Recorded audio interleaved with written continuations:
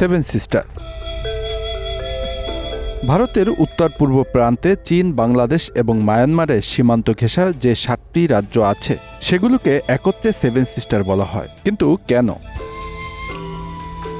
আসলেই কি সেখানে ৭ বোনের কোনো ইস্যু জড়িয়ে আছে নাকি অন্য কিছু? রাজ্যগুলো হলো অরুণাচল, মিজোরাম, মণিপুর, মেঘালয়, নাগাল্যান্ড, ত্রিপুরা এবং আসাম।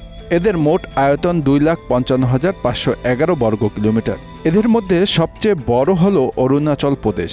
সেখানে আছে প্রধানত ২৬টি আদিবাসী সম্প্রদায় এবং প্রায় ১০০টি উপজাতি সম্প্রদায়।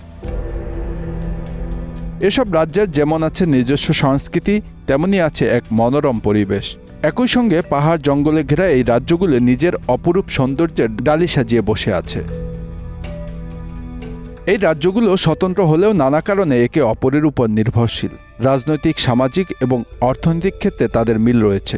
ভারতের অন্য প্রান্তের সঙ্গে এরা যুক্ত মূলত শিলিগুড়ির মাধ্যমে। শিলিগুড়ি এই রাজ্যের অন্যতম বড় শহর, তাই শিলিগুড়িকে সেভেন সিস্টারের প্রবেশপথ বলা হয়।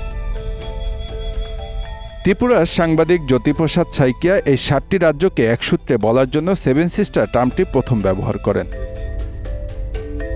এই ৭ রাজ্যে ছড়িয়ে ছিটিয়ে আছে কিছু অনন্য সম্পদ এবং জায়গা, যা বিশ্বে আর কোথাও নেই। এর মধ্যে সবথেকে উল্লেখযোগ্য হল মণিপুর রাজ্যের ভাসমান জাতীয় উদ্যান। এটি বিশ্বের একমাত্র ভাসমান জাতীয় উদ্যান বা পার্ক।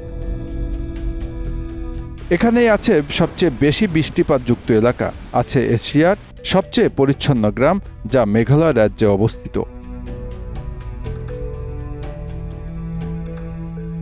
আছে শুধুমাত্র মহিলাদের দ্বারা পরিচালিত এশিয়ার সবচেয়ে বড় বাজার, ইমা কেইথেল বা ইমা মার্কেট।